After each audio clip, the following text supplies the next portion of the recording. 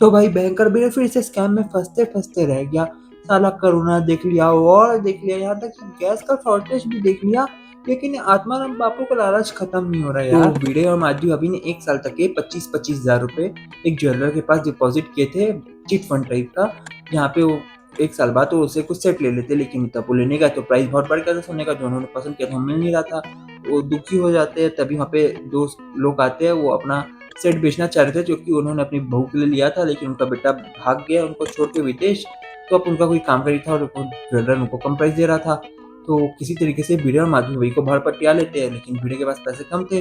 तो जो लॉटरी वाला स्कैम था, वैसे ही वो सबसे पैसा उधारी ले लेता है, जैसे उस समय किया था उसने, जेठालाल से 50,000 उधारी ले लेता है।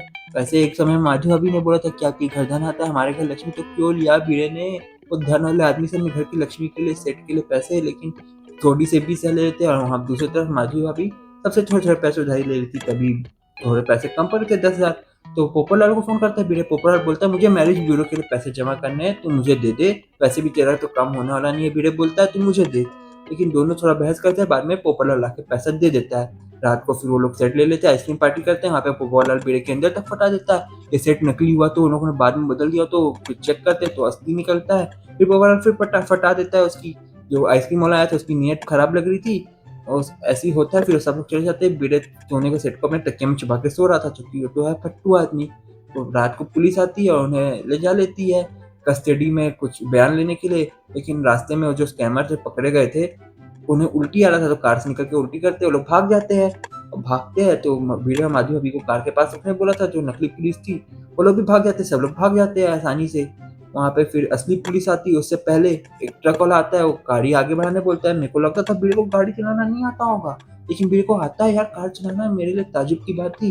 भिड़े कार को आगे करता है, और वो कार चोरी की थी, तो असली पुलिस वाले आते हैं और भिड़े को और माधवी भाभी को पकड़ के जेल में डाल देते हैं। और तब यहाँ पे सोसाइटी में नकली पुलिस जो भिड़े और माधवी भाभी को लेके जा रहे थे, तभी उससे पहले पोपटलाल के जो डायरेक्टर है उसे फोन करते हैं कि इस तरीके से स्कैम हो रहा है। पोपटलाल सोचता है ये तो अपने भिड़े के साथ हो रहा है, तो तुरंत उसे चेतावनी देने जाता है, तब तक ये भिड़े गाड़ी में बैठ के चले जाता है। तो सोडी को फोन करता है पहले पोपटलाल, सोडी नहीं उठाता है, तो रतन को फोन करता है, फिर वो लोग चले जाते हैं उनके पीछे पीछे। बाद में सोडी फोन उठाता है, सब लोग इकट्ठा होकर उस कैमरा को पकड़ के पुलिस स्टेशन ले आते हैं, भिड़े माधवी भाभी को छुड़ा लेते हैं।